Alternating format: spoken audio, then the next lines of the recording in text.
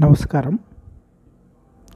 ఈరోజు subject konjac rice, miracle rice అని అదని ఇదని ఒక అద్భుతం అని పొగుడుతున్నారు కదా! దాని గురించి విశ్లేషణ కావాలని నా ఫ్రెండ్స్ కూడా అడిగారు. సో, దాని గురించి ఈరోజు చర్చించుకుందాం. అయితే ఈ కొంజాక్ రైసు ముందు రిస్కులు, ప్రికాషన్లు, సైడ్ ఎఫెక్ట్స్ మాట్లాడుకున్నాక దానిలో మంచా చెడా అనేది తర్వాత మాట్లాడుకుందాము. ఇందులో first point several countries banned use of konjac. అంటే కొన్ని దేశాలు ఈ కొంజాక్ని బ్యాన్ చేశాయి. ఎందుకు అంటే ఈ దానివల్ల బవల్ ప్రాబ్లమ్స్, అంటే పేగుల్లో సమస్య కానీ గొంతు సమస్యలు కానీ వచ్చి చాలామంది చనిపోవడం జరిగిందనమాట. అందుకని ఆ దేశాలు బ్యాన్ చేశాయి. ముఖ్యంగా ఈ కడుపు కొంచెం బలహీనంగా ఉన్న వాళ్ళు చాలామంది చనిపోవడం జరిగింది. ఇది పిల్లలకి కానీ అంటే ఓన్లీ బాగా ఆరోగ్యవంతులైన వాళ్ళకి బెటర్ అనమాట. పిల్లలకు కానీ, ప్రెగ్నెంట్ ఉమెన్ కానీ, బ్రెస్ట్ ఫీడింగ్ పీపుల్ కానీ, ఓల్డ్ ఏజ్ పీపుల్ కానీ, బాగా డయాబెటీస్ ఉండి బాగా వీక్ అయిన వాళ్ళు కానీ వీళ్ళందరూ బాగా ఎఫెక్ట్స్ అవుతున్నారని బ్యాన్ చేయడం జరిగింది. It can be potentially dangerous in certain forms. అంటే ఇది యాక్చువల్గా పొడి చేస్తారు. పొడి చేసి పొడి నుంచి మళ్ళీ పిండి నుంచి బియ్యం కూడా తయారు చేస్తారనమాట. సో, చాలా డేంజరస్ అట. ఫుడ్ అండ్ FDA అంటే అమెరికాలో ఉండేది ఫుడ్ అండ్ డ్రగ్ అడ్మినిస్ట్రేషను దీని మీద గైడ్ లైన్స్ కూడా ఇచ్చింది. రీకాల్స్ అంటే ఇది ఈ కొంజాక్ వాడి తయారు చేసిన ఫ్రూట్ జెల్లీ, క్యాండీస్ కానీ, చాక్లెట్స్ కానీ ఇట్లాంటి అన్నిటినీ మార్కెట్లో ఉన్న వాటిని కూడా American food and drug administration వాళ్ళు వెనక్కి తెప్పించారు, అమ్మకుండా నిషేధించారనమాట. ఎందుకంటే అవి తిన్న వాళ్ళకి చాలా రకాల ప్రాబ్లమ్స్ వచ్చినాయి. సో, అట్లా నెగటివ్ ఎఫెక్ట్స్. ఇది తినంగానే పొట్టలో ఉబ్బరము, గ్యాసు, అబ్డామినల్ డిస్కంఫర్ట్స్ వచ్చి చాలామంది ఇబ్బంది పడడము, సీరియస్ అవ్వడం జరుగుతుందట. సో, అదొక నెగటివ్. అయితే ఈ 2021 ఇయర్లో ఈ FDA American food and drug administration వాళ్ళు ఒక వార్నింగ్ లెటర్ కూడా ఇచ్చారట. ఎవరికి అంటే ఈ స్లిమ్మింగ్ సెంటర్స్ వాళ్ళకి స్లిమ్మింగ్ ప్రోడక్ట్స్ వాడడానికి తయారు చేసే ప్రోడక్ట్స్ అన్నిట్లో ఈ కంపెనీస్కి ఇచ్చారట. ఏమని ఇచ్చారంటే ఈ వెయిట్ లాస్ సప్లిమెంట్ కింద దీన్ని వాడొద్దు అని వాళ్ళకి ఒక వార్నింగ్ లెటర్ కూడా FDA అమెరికా వాళ్ళు ఇవ్వడం జరిగిందనమాట. ఎందుకు అంటే కొంజాకుతోని బరువు తగ్గుతారని చెప్పి ఇతర డైయూరిటిక్ విషతుల్యమైన ఆహార పదార్థాలను కలిపి వెయిట్ లాస్ ప్రోడక్ట్స్ తయారు చేసి అమ్ముతున్నారు. కొంజాక్ వల్ల వెయిట్ రిడక్షన్ కన్నా కూడా ఇతరత్ర విషపూరితమైన పదార్థాల వల్ల వెయిట్ తగ్గి దానివల్ల చాలామంది ఆరోగ్యం పాడవడము, చనిపోవడం జరుగుతుందని అమెరికన్ FDA వాళ్ళు ఈ వార్నింగ్ లెటర్ ఇచ్చి అవన్నీ విత్డ్రా చేయమని చెప్పారనమాట. అయితే FDA వాళ్ళు it does not approve like it does not pharmaceuticals. అయితే దీనికి వార్నింగ్ ఇచ్చి వదిలేశారనమాట. అమెరికాలో కంప్లీట్గా కొంజాక్ని బ్యాన్ చేయడం ఇంకా జరగలేదన్నమాట. ఎందుకు? ఇందులో వచ్చే ప్రాబ్లమ్స్ ఏంటంటే మెయిన్గా ఇది ఫైబరు ప్రోడక్ట్ కాబట్టి బ్లోటింగ్ అంటే కడుపు ఉబ్బరం వస్తుంది. లూజ్ స్టూల్స్ అంటే మోషన్స్ అవ్వడము, కడుపు బాగా విపరీతమైన అబ్డామినల్ పెయిన్ కూడా వస్తుందట. బాగా గ్యాస్ ట్రబుల్, భరించలేనంత గ్యాస్ ప్రొడ్యూస్ అవుతుంది, నాసియా అంటారు. ఇతరత్ర ఇట్లాంటి ఉదర సంబంధమైన వ్యాధులు వస్తాయట. ఇది కాకుండా ఊపిరి పీల్చుకోవడం కష్టమవుతుందట. శ్వాసకోశ వ్యాధులు వస్తాయి. చర్మం మీద దద్దుర్లు, ర్యాషెస్ వస్తాయట. ఇచ్చి స్కిన్ వస్తుందట, దురద పెడతా ఉంటుందట. అంతేకాకుండా ఈ గుండె వేగము పెరుగుతుందట. ర్యాపిడ్ హార్ట్ రేట్ అంటే గుండె కొట్టుకునే వేగం పెరుగుతుందన్నమాట. ఆ తర్వాత బాడీ స్వెల్లింగ్ కూడా వస్తుందంట. అంటే ఉబ్బిపోవడం, శరీరం అంతా ఉబ్బిపోవడం, అంటే కిడ్నీ ప్రాబ్లం కూడా వస్తుంది అనమాట. స్వెల్లింగ్ వస్తుందంటే కిడ్నీ మీద లోడ్ ఎక్కువైందని అర్థం అనమాట. అట్లా ఇది కాకుండా డయాబెటిక్ పేషెంట్స్ మీద కూడా అలర్ట్ ఇచ్చారు. ఎందుకు అంటే డయాబెటీస్ ఉన్నవాళ్ళు ఇందులో కార్బోహైడ్రేట్ ఉండదు కాబట్టి ఓన్లీ జెలటిన్ లైక్ ఫైబర్ ఉంటుంది కాబట్టి షుగర్ లెవెల్స్ని ఇరాటిక్ సడన్గా షుగర్ లెవెల్స్ పడిపోయి దానివల్ల పడి లో గ్లైసిమిక్ అయ్యే ఛాన్స్ ఉంటుంది అనమాట. హైపోగ్లైసిమియా కానీ హైపర్ గ్లైసిమియా ఇట్లాంటి ప్రాబ్లమ్స్ వస్తాయని చెప్పి FDA వాళ్ళు డయాబెటిక్ పేషెంట్స్ కూడా వాడటంలో జాగ్రత్తగా ఉండమని అలర్ట్ చేయడం జరిగిందనమాట.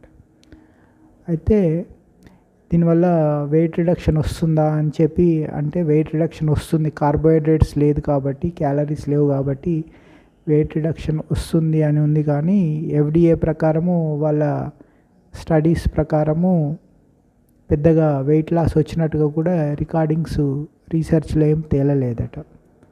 అయితే ఈ shocking deaths in older adults and children మాత్రం బాగా వస్తుందట.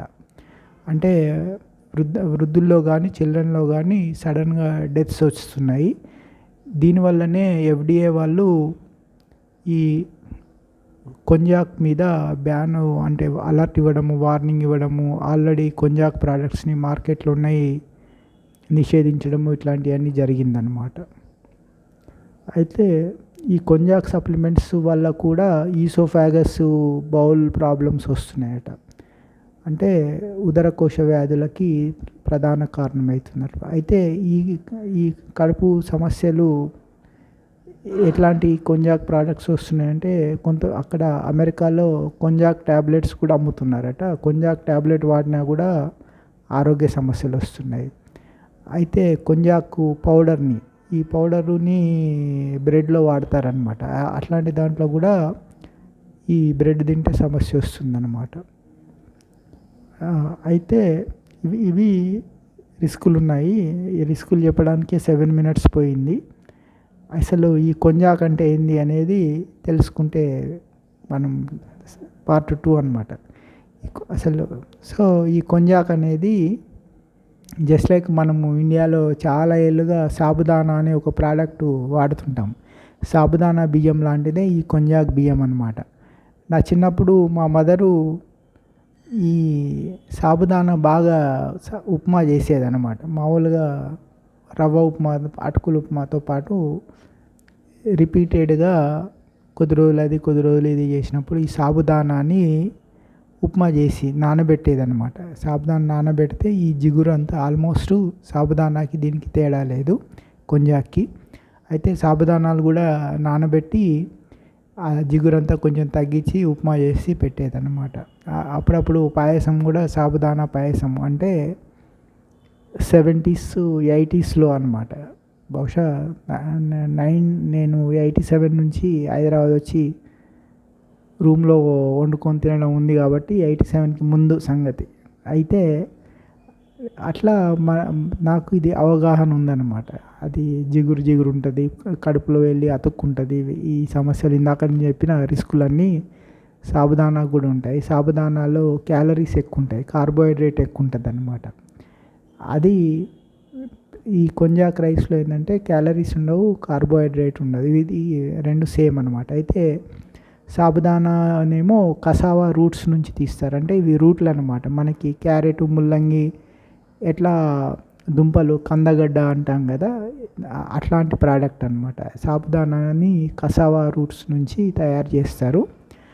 ఇక కొంజాక్ వచ్చేసరికి కొంజాక్ని ఎలిఫెంట్ యామ్ అంటాం ఇంగ్లీష్లో. అంటే యాక్చువల్గా యామ్ అంటే గడ్డలు అన్నమాట. ఎలిఫెంట్ యామ్ అంటే కొంజాక్. దీన్ని యాక్చువల్గా మనకు షిరాతకి నూడిల్స్ అని, షిరాతకి ఫ్లోర్ అని ఇంటర్నెట్లో బాగా ప్రచారంలో ఉన్నాయి. షిరాతకి అనేది జపనీస్ పదం అన్నమాట, జపాన్ పదం. వాళ్ళు బాగా వాడతారట, అక్కడ వాళ్ళకి సూట్ అయిందనమాట. అయితే దాని అర్థము షిరాతకి అంటే వైట్ వాటర్ ఫాల్ అనమాట. అంటే నూడిల్స్ ఎక్కువ వాడతారు. తెల్లగా నూడిల్స్, అది మనం నూడిల్స్ ఎట్లా ఉంటాయి, జలపాతం లాగా ఉంటాయి కాబట్టి దీన్ని తెల్లటి జలపాతం అని చెప్పి షిరాతకి అని పిలుచుకుంటారు అనమాట. సో మనము ఈ అఫీషియల్గా సైంటిఫిక్గా చెప్పాలంటే ఎలిఫెంట్ యామ్ అని అంటారనమాట. మన కందగడ్డ లాంటిది అనుకోండి. కాకపోతే కందగడ్డలో కొంచెం కార్బోహైడ్రేట్ ఎక్కువ ఉంటుంది. అది కొంచెము పింక్ కలర్ ఉంటుంది, ఇది తెల్లగా ఉంటుంది. అయితే ఇది ఆసియా దేశ పంటే అనమాట. అందుకని భారతదేశంలో కానీ మన చుట్టుపక్కల దేశాల్లో విరివిగా అవైలబుల్ ఉంటుంది. అయితే దీన్ని ఇది రైస్ కూడా చేస్తారు. రైస్ చేయడము ఎట్లా అంటే మనం కాలీఫ్లవర్ రైస్తో పోల్చి చెప్తారనమాట. కీటో డైట్లో కాలీఫ్లవర్ రైసు విపరీతంగా వాడతాం ప్రపంచవ్యాప్తంగా. మా ఇంట్లో కూడా కాలీఫ్లవర్ రైస్తో బిర్యానీ చేస్తారు, పులిహోర చేస్తారు, పెరుగన్నం చేస్తారు. రైస్తో చేసే అన్ని ప్రోడక్ట్స్ కాలీఫ్లవర్ నుంచి రైస్ తయారు చేసి చేస్తారనమాట అట్లా. అయితే ఈ కొంజాక్ రైస్లో ఫైబర్ మాత్రమే ఉంటుందన్నమాట. పెద్ద కార్బ్ ఉండదు, క్యాలరీస్ ఉండవు, ఫైబర్ ఎక్కువ ఉంటుంది. ఈ ఫైబర్ పేరు గ్లూకోమన్నన్ అంటారనమాట. గ్లూకోమన్నన్ ఫైబర్ అనేది ఉంటుంది. అయితే గ్లూకోమన్నన్ అనేది కొంచెం ఎక్కువ క్వాంటిటీలో ఉండడం వల్ల దీనికి నెగటివ్ ఎఫెక్ట్స్ వచ్చాయన్నమాట. సో ఇది ఎట్లా ఉంటుందంటే జెలటిన్ టెక్స్చర్, అంటే జిగురు జిగురుగా ఉంటుందన్నమాట. జపానీస్కి ఇది బాగా అంటే జిగురుగా అట్లా సాగదీసినట్టుగా, నార సాగదీసినట్టుగా ఉంటుంది కదా, అట్లా అనమాట. అంటే మనం నూడిల్స్ ప్లేట్లో వేసుకొని స్పూన్తో పైకి తీస్తే ఫోర్క్తో అది ప్లేట్ నుంచి నోటి వరకు సాగుతుంది అనమాట.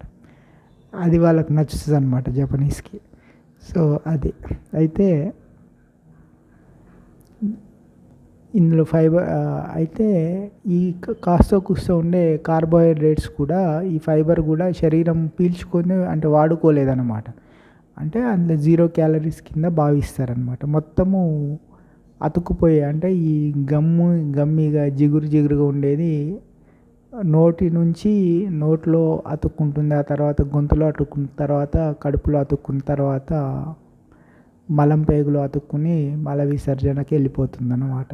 సో దానివల్ల ఈ కడుపులో అతుక్కుని ఉండడం వల్ల ఆకలి కాదు, క్యాలరీస్ రావు అన్నమాట. సో ఈ అతుక్కోవడం అనే సమస్య వల్లనే చాలా దేశాలు బ్యాన్ చేయాల్సి వచ్చింది ఇది. అయితే ఇందులో గ్లూటెన్ అనేది ఉండదు కాబట్టి మనకి ఓట్స్లో గ్లూటెన్ ఉండదు, గోధుమల్లో గ్లూటెన్ ఉంటుంది. అయితే బ్రెడ్ పిండిలో ఇది వాడతారనమాట, మిక్స్ గ్లూటెన్ ఫ్రీ బ్రెడ్ ఇది కూడా వాడుతున్నారు. ఎందుకంటే క్యాలరీస్ ఉండేవి కాబట్టి కొంచెం కడుపు నిండినట్టుగా ఉంటుంది అనమాట. అయితే ఈ బ్రెడ్లో పర్సంటేజ్ ఎంత అంటే 37.5% ఫ్లోర్లో ఈ కొంజాక్ని కలుపుతారట. అంటే 37% ఉంది, మిగిలింది 62.5 మామూలు ఫ్లోర్ ఉంటుందన్నమాట. మామూలుగా గోధుమ పిండి ఉంటుంది. ఇది 37 కలిపి బ్రెడ్ పిండి తయారు చేస్తారు. అయితే ఇందులో ఈ కొంజాకులో ఉండే మరొక విశేషం ఏంటంటే ఇది సీ ఫుడ్ లైక్ ఫ్లేవర్ ఉంటుందట. అంటే సముద్ర ఆహారం లాంటి వాసన వస్తుంటుంది అన్నమాట. చూడడానికి జిగురుగా ఉంటుంది, ముట్టుకుంటే జిగురు, కానీ వాసన చూస్తే సముద్ర సీ ఫుడ్ వాసన. దీనికి కారణం ఏంటంటే ఈ వాసనకు వచ్చే ఇందులో ఉండే కెమికల్ కాంపౌండ్ పేరు ట్రైమిథిలామైన్ అనే కాంపౌండ్ ఉంటుంది. కాబట్టి ఇది చేప వాసన వస్తుంది అన్నమాట. సీ ఫుడ్లో కూడా ముఖ్యంగా చేపల్లో బహుశా ట్రైమిథిలామైన్ చాలా ఎక్కువ ఉన్నందుకు చేపల వాసన వస్తాయి కదా, కంపు వాసన వస్తుంటాయి కదా, కొంచెం విచిత్రమైన వాసన. తెలంగాణలో కౌసు వాసన అంటారు అనమాట, మెదక్ జిల్లాలో అయితే. ఆ కౌసు వాసన ఈ ట్రైమిథిలామైన్ నుంచి ఈ కొంజాక్ రైస్ కూడా చేపకు వచ్చే కౌసు వాసన వస్తుందట. అయితే ఇది బాగా జిగురుగా ఉంటుంది కాబట్టి, గమ్మిగా క్యామిల్ గమ్ములాగా ఉంటుంది కాబట్టి దీన్ని వంటలు బాగా పలచగా అయినప్పుడు కొంచెం ఆ పొడి పిండి వేస్తే చిక్కగా అవుతుంది అనమాట. మనం మామూలుగా సాంబార్ బాగా పలచగా అయిందని అందులో కొంచెం పిండి కలుపుతాం కదా, అట్లా కొంజాకుని వాడతారనమాట. సో ఇది దాని అదనమాట. అయితే బెనిఫిట్స్కి వచ్చేసరికి ఇది 100 గ్రాము సర్వింగ్ కొంజాక్ రైస్లో ఓన్లీ 10 క్యాలరీసే ఉంటాయట. అయితే మామూలుగా అంటే వండిన అన్నం అన్నమాట, పచ్చి బియ్యం కాదు, వండిన అంటే మనకి చాలా వాటర్ తీసుకుంటుంది అది. అంటే 100 గ్రాములు వండాలంటే మేబీ ఒక 25-30 గ్రామ్స్కి వాటర్ అది పోస్తే 100 గ్రామ్స్ బరువు వస్తుంది అనమాట. అందులో అంటే మేబీ ఒక మనకి మామూలు బియ్యము రెండింతలు వాటర్ పోస్తాం, అంటే 25 గ్రాముల బియ్యంకి 50 గ్రాముల నీళ్ళు పోస్తే 75 గ్రాములు అవుతుంది. బహుశా ఈ కొంజాకు ఇంకొంచెం వాటర్ ఎక్కువ తీసుకుంటుంది అనుకుంటే 25 గ్రాములు రా బియ్యంకి 75 గ్రాముల వాటర్ కలిపితే 100 గ్రాములు అయింది అనుకుందాం. అంటే 25 గ్రాములు రా రైస్కి అందులో 10 క్యాలరీసే వస్తాయి అన్నమాట. అదే మనము రైస్ తీసుకుంటే వండిన అన్నంలో 100 గ్రాములు వేసుకుంటే దాదాపు 35 గ్రాములు బియ్యంకి 100 గ్రాముల అన్నం అవుతుంది. అందులో 130 క్యాలరీస్ వస్తాయి. అంటే 35 గ్రాముల రా రైస్లో 130 క్యాలరీస్ వస్తే ఇందులో 25 గ్రాముల కొంజాక్లో కేవలం 10 క్యాలరీసే వస్తున్నాయి. ఎందుకు అంటే కార్బోహైడ్రేట్స్ ఉన్నాయి కాబట్టి, మనకి వైట్ రైసే కంప్లీట్ కార్బోహైడ్రేట్ కాబట్టి. సో అదొక ఇష్యూ అన్నమాట. అయితే ఇవి 100 గ్రాములు వండిన కొంజాక్ అన్నంలో 1 గ్రామ్ కార్బోహైడ్రేట్ ఉంటుంది. అదే వైట్ రైస్లో వచ్చే కార్బోహైడ్రేట్ వచ్చేసరికి 28 గ్రాములు ఉంటుందన్నమాట. అంటే వైట్ రైస్ వండిన తర్వాత 100 గ్రాముల అన్నంలో 28 గ్రాముల కార్బోహైడ్రేట్ ఉంటే ఇందులో 1 గ్రామే ఉంటుంది, అంత తక్కువ ఉంటుంది అన్నమాట కార్బోహైడ్రేట్స్. అయితే దీనివల్ల కార్బోహైడ్రేట్ ఉండదు కాబట్టి జీరో కార్బ్ కింద, కీటో ప్రోడక్ట్ కింద భావిస్తున్నారు. అయితే కూరగాయల్లో కార్బ్ చాలా తక్కువ ఉంటుంది కాబట్టి కూరగాయలు మంచివి కాబట్టి కొంజాక్ రైస్ మంచిదా అంటే కాదు అని ముందే మనం సైడ్ ఎఫెక్ట్స్లో మాట్లాడుకున్నాం. కాబట్టి నెక్స్ట్ పాయింట్కి వచ్చేసరికి ఇందులో ఈ 100 గ్రాముల కొంజాక్ అన్నంలో 8 గ్రాముల ఫైబర్ ఉంటుంది అన్నమాట. అయితే which is more than 4 times fibre content off white rice అనమాట.